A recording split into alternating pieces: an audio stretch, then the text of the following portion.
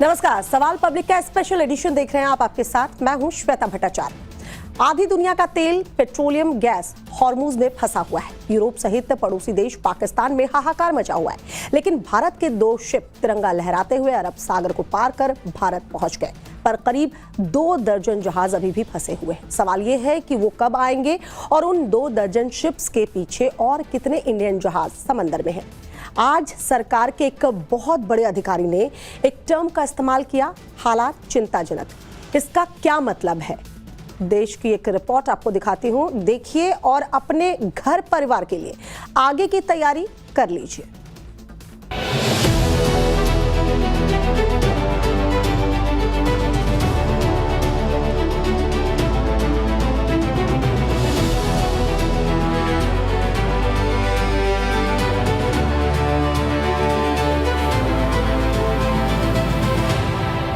Middle east में बरसते बारूद के बीच इस तस्वीर को गौर से देख लीजिए। राहत की सांस लीजिए और इत्मीनान कर लीजिए कि जंग कहीं भी हो रही हो, हिंदुस्तान और हर हिंदुस्तानी पर कोई मुश्किल नहीं आएगी।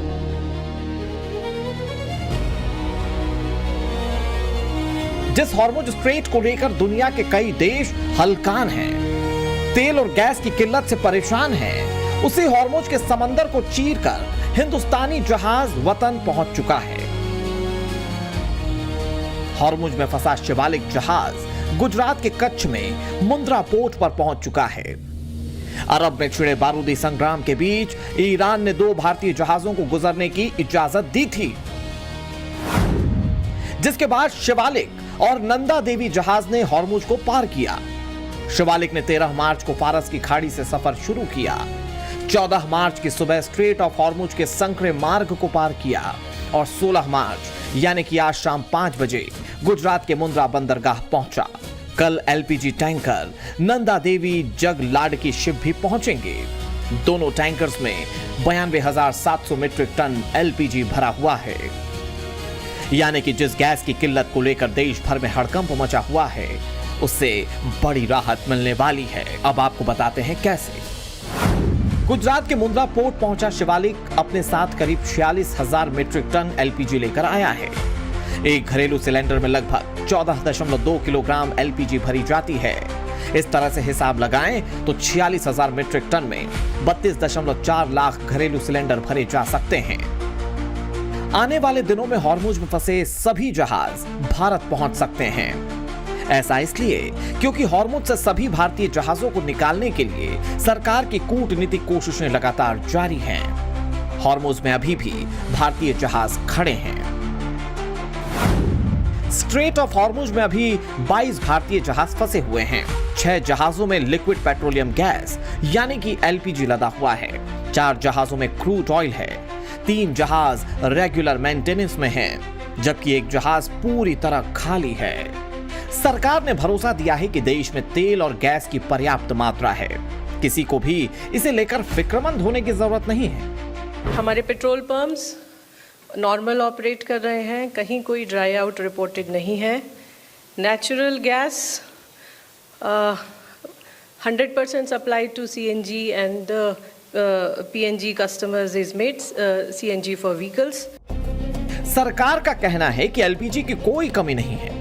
सभी राज्यों में बराबर सप्लाई हो रही है। डिस्ट्रीब्यूटर्स पर कोई दबाव नहीं है। गैस सिलेंडर्स की कालाबाजारी करने वालों पर भी शिकंजा कसा जा रहा है। राज्य सरकारों के लेवल पर कई सारी मीटिंग्स हो रही हैं और लगभग सभी स्टेट्स के अंदर कंट्रोल रूम्स सिचुएशन को मॉनिटर करने के लिए एस्टैब्लिश किए जा चुके हैं। रेड्स भी कंडक्ट हो रही हैं। मल्टीपल स्टेट्स में हमें इंफॉर्मेशन मिली है कि रेड्स कंडक्ट हो रही हैं, जैसे यूपी, हरियाणा, आंध्र प्रदेश, मध्य प्रदेश, आसाम, मिजोरम एटसेट्रा।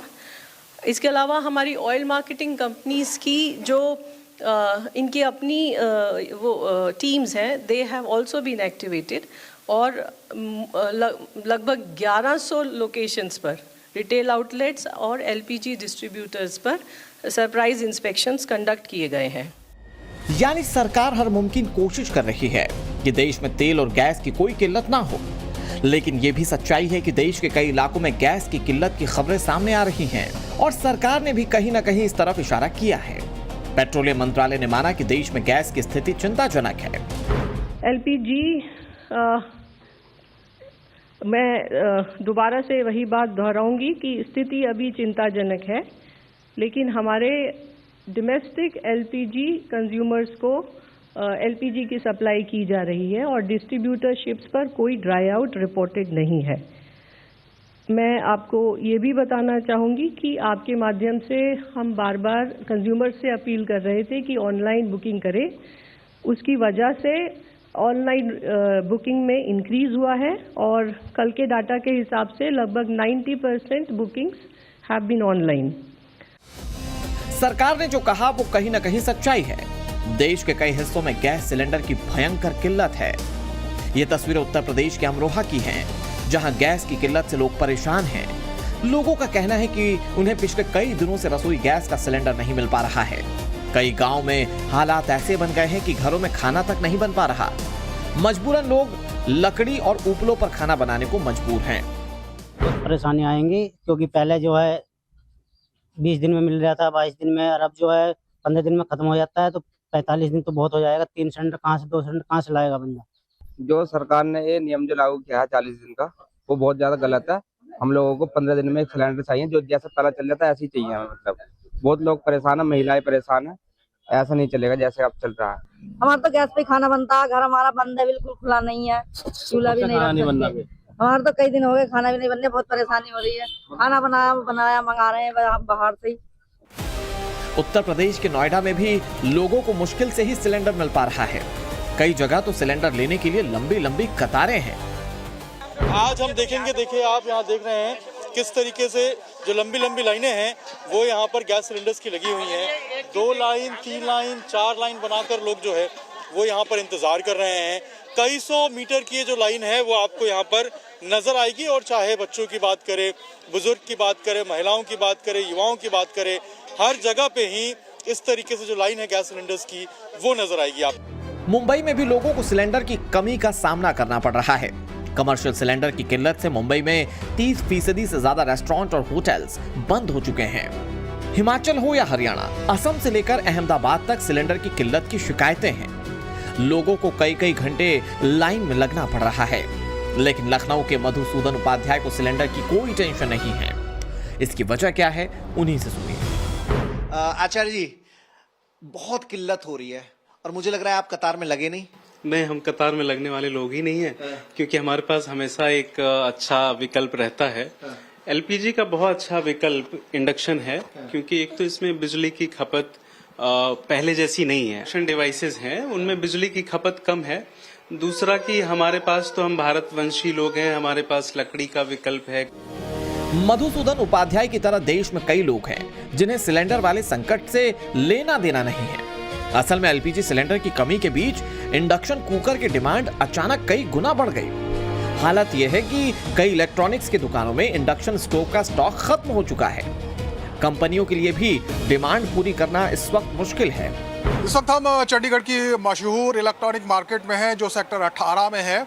और यहाँ पर अचानक से जो इंडक्शन चूल्हे हैं, जो इंडक्शन कुकर हैं, उनकी जो डिमांड है वो बहुत ज़्यादा बढ़ गई है, क्योंकि एलपीजी की किल्लत है, एलपीजी सिलेंडर मिलने में दिक्कत हो रही है।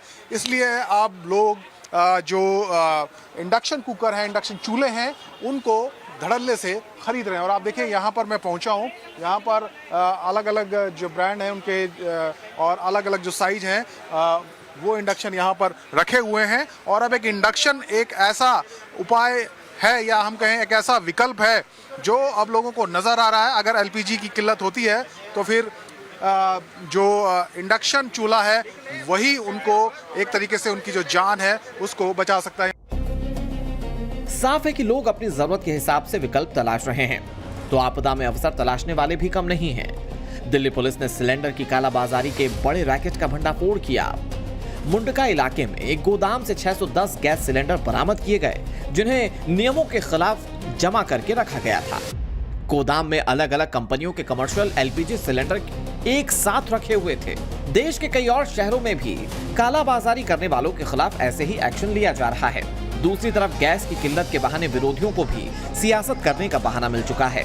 संसद से लेकर सड़क तक हंगामा खेज राजनीति हो रही है। राजनीति अपनी जगह। जिस तरह से सरकार कोशिशों में जुटी है उससे साफ है कि जल्दी हॉर्मुज से सभी भारतीय जहाज वतन लौट आएंगे। लेकिन सवाल बरकरार है कि ईरान ने जहां दुनिया भर के लिए बैरियर लगाया हुआ है उसमें भारतीय जहाजों को इजाजत कैसे? Of this conflict, External Affairs Minister has been in conversation with several of his counterparts from the region and elsewhere. He did have conversation with the Foreign Minister of UAE as also. अरब देशों में छिड़े युद्ध की वजह से Hormuz strait का बंद होना भारत के लिए सबसे बड़ी समस्या बनी हुई है। ऐसे में भारत ने ईरान के साथ सीधी बातचीत का रास्ता अपनाना बेहतर समझा। इसी कड़ी में विदेश मंत्री एस जयशंकर ने ईरान से सीधी बातचीत की, क्योंकि हॉर्मुज की बाधा को दूर करने के लिए इससे बेहतर कोई रास्ता नहीं है। यही वजह है कि ईरान ने भारतीय जहाजों के लिए रास्ता खोल दिया। लेकिन सवाल यह है कि अमेरिका क्या करेगा?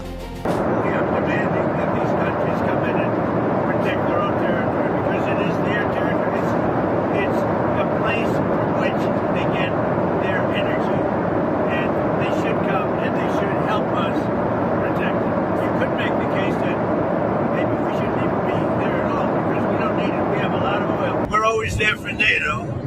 We're helping them with Ukraine. It's got an ocean in between us. Doesn't affect us, but we've helped them. It'd be interesting to see what country wouldn't help us with a very small endeavor. यानी Trump भी मान चुके हैं कि America युद्ध में अकेला पड़ने लगा है। पिछले 2 हफ्ते के दौरान ईरान कई जहाजों को निशाना बना चुका है। हॉर्मुज का ये इलाका ऐसा है जहां छोटी सी नाव या गोताखोर भी बड़े से बड़े जहाज को तबाह कर सकता है। अमेरिका को इस बात का एहसास है कि हॉर्मुज में अकेले कूदना आत्मघाती साबित हो सकता है। इसीलिए ट्रंप दुनिया भर से गुहार लगा रहे हैं। जिस तरह के हालात हैं उससे साफ है कि अरब के मुल्कों में छिड़ी ये बारूदी आग जल्द बुझने वाली नहीं है। Bureau report, times now Navbharat. Narendra Modi से विरोधी इतना घबरा गए हैं कि अब सियासी दुश्मन भी मोदी विरोध में एकजुट हो रहे हैं। अभी ओवैसी को चरमपंथी बताकर अपने गठबंधन में जगह नहीं देने वाले आज ओवैसी के साथ हाथ मिला रहे हैं। हालांकि ओवैसी ने तेजस्वी का साथ तो दिया, लेकिन फिर भी आरजेडी कैंडिडेट को जीत नहीं दिला पाए। अब सवाल है कि राज्यसभा चुनाव से शुरू हुई ये दोस्ती क्या आगे आने वाले बंगाल और यूपी विधानसभा चुनाव में भी दिखेगी? क्या मुस्लिम वोट की गोलबंदी के लिए ओवैसी अखिलेश भी साथ आएंगे? स्पेशल रिपोर्ट दिखाते हैं, देखिए जरा।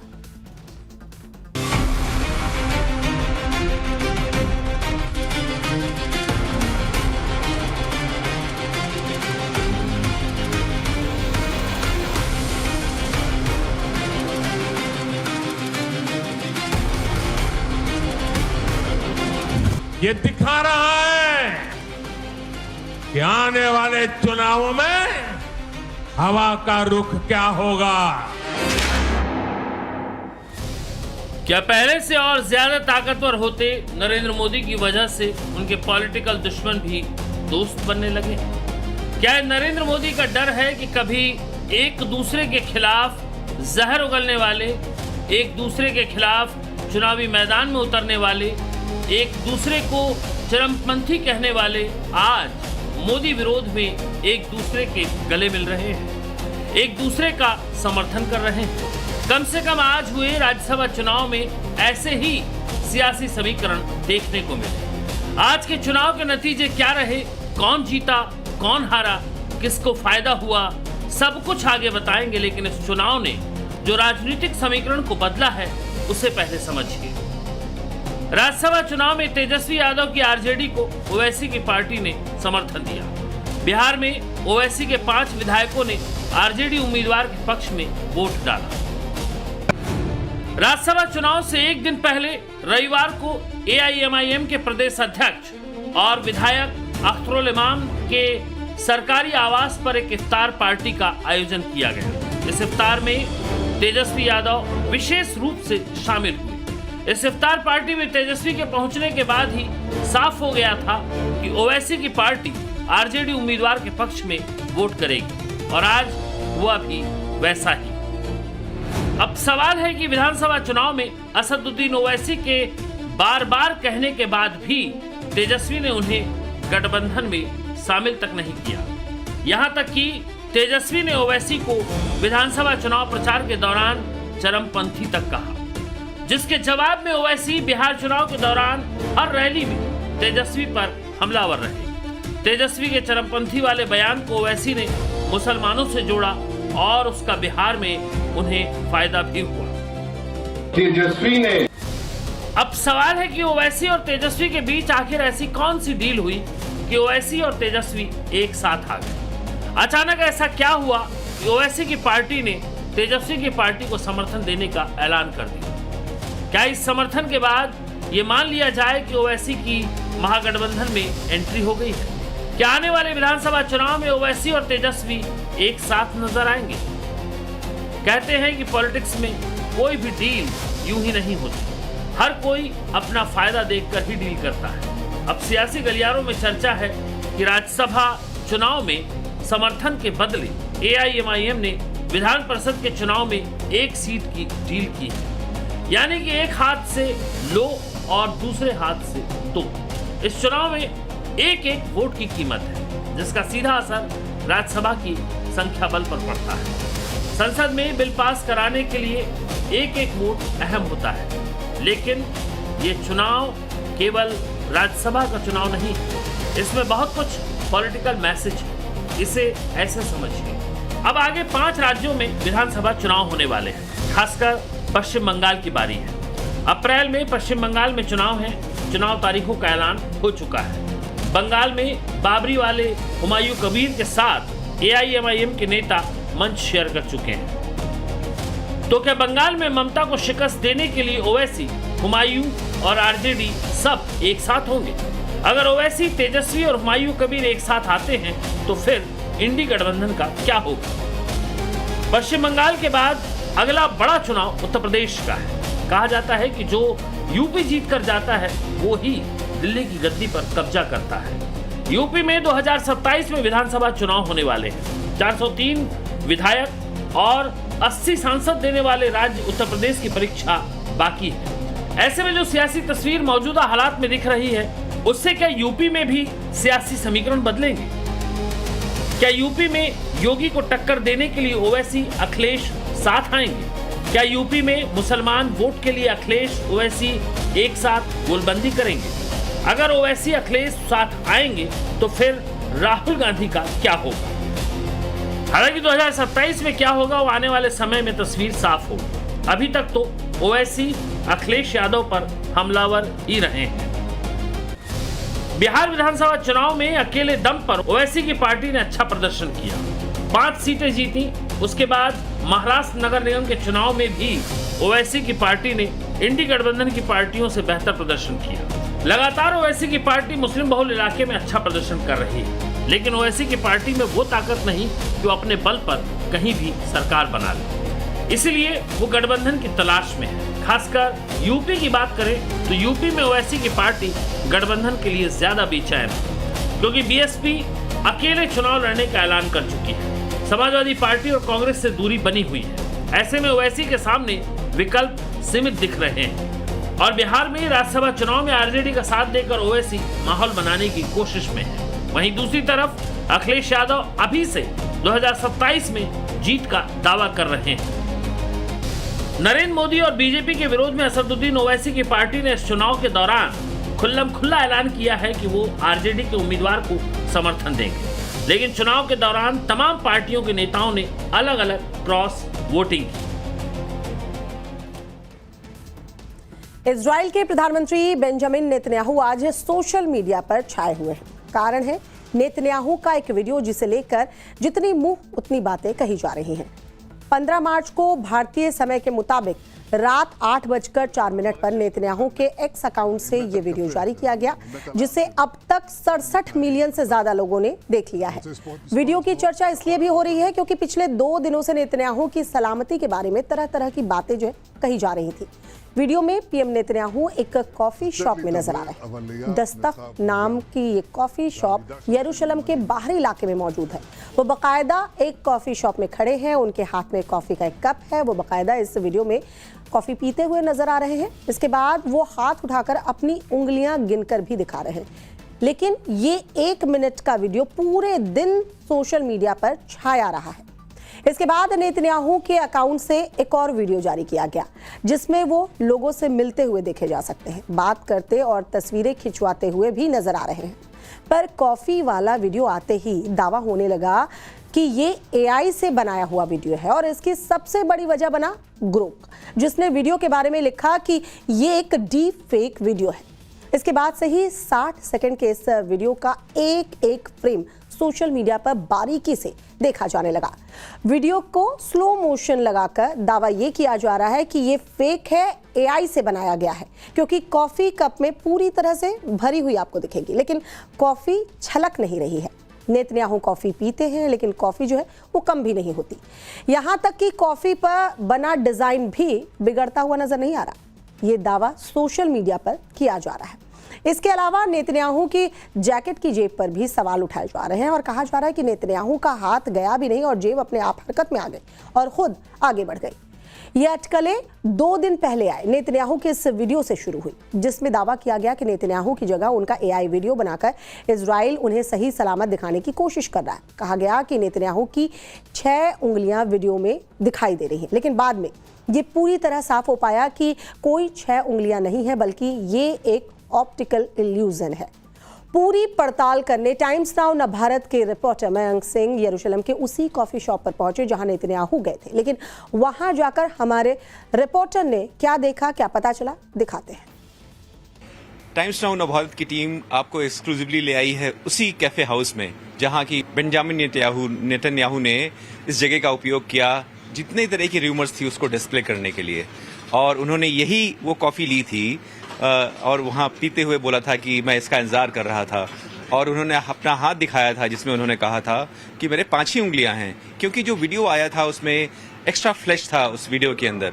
और जब हमने यहाँ लोगों से बात की तो हमें मालूम चला कि लगभग उन्होंने यहाँ 25 मिनट गुजारे थे और लोगों से बात की थी, और ये भी बात हुई थी जब हमने और लोगों से बात की तो उनको ये एहसास है कि युद्ध चल रहा है और जितना जल्दी खत्म हो और शांति आए उतना अच्छा है। मालूम चला कि प्राइम मिनिस्टर यहाँ आए थे चुपचाप, हालांकि किसी को आइडिया नहीं था कि यहाँ प्राइम मिनिस्टर आने वाले हैं, और उन्होंने इस जगह का उपयोग किया इस माहौल में जहाँ की इंफॉर्मेशन वॉरफेयर चल रहा है और तरह तरह की चीज़ें उपयोग की जाती हैं कन्फ्यूजन फैलाने के लिए।